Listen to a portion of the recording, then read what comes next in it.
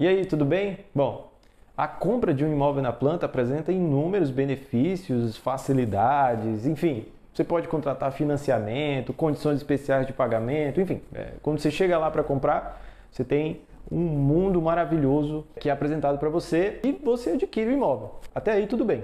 Mas o consumidor ele precisa estar atento, pois existem diversas peculiaridades e umas coisinhas que geralmente no momento da compra o consumidor não se atenta. Uma delas, a principal, é claro, o atraso na entrega do imóvel. Pode ser uma coisa banal ou simples, mas nesse tipo de contratação, compra de imóvel na planta, é o que mais dá dor de cabeça ao consumidor. Eu explico por quê. Quando você compra imóvel na planta, seu contrato provavelmente tem uma data de entrega. Isso é fato. Se essa data de entrega expirar e não te entregarem teu imóvel, existem diversas penalidades e obrigações que a construtora precisa cumprir e no caso também o banco. Afinal, esse prazo ele deve ser cumprido, não está lá para nada, para enfeitar o teu contrato. Uma das penalidades que a construtora, a incorporadora, acaba sofrendo é justamente a da interrupção das cobranças da taxa de evolução de obra. A taxa de evolução de obra é uma taxa o consumidor contrata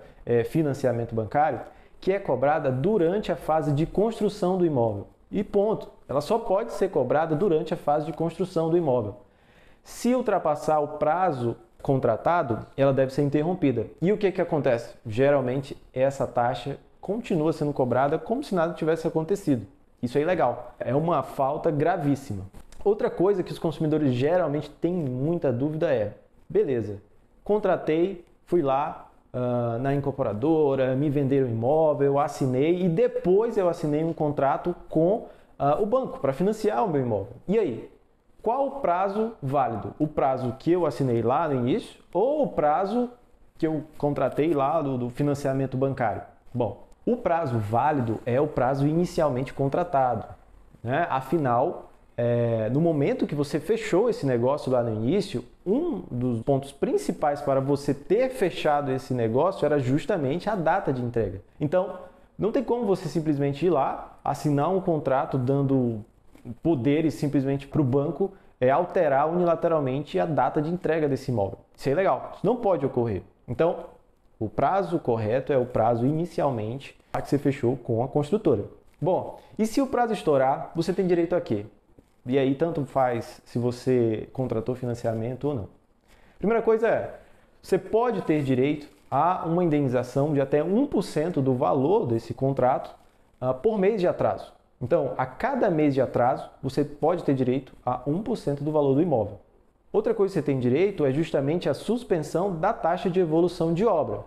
Ou, é claro, a devolução dos valores cobrados indevidamente. Além disso, se você quiser rescindir esse contrato, também é possível. Você pode rescindir o contrato, afinal, você não é obrigado a cumprir um contrato que a outra parte não está cumprindo. Então, você não deu causa, você consumidor, não deu causa justamente a esse atraso. Se você não deu causa a esse atraso, você não pode ser penalizado por isso. E tudo isso já foi decidido pelo STJ, já tem um monte de julgamento ao favor dos consumidores e também segue os princípios e as regras do Código de Defesa do Consumidor. Tudo isso deve ser analisado com calma e de forma aprofundada no caso concreto, no que ocorreu. Afinal, nós estamos falando de um imóvel e para comprar esse imóvel, certamente você despendeu uma quantia de valores, substancial. A gente sabe a realidade do Brasil e dos brasileiros e a gente sabe que para comprar um imóvel você precisa despender uma baita grana. Então, cuidado!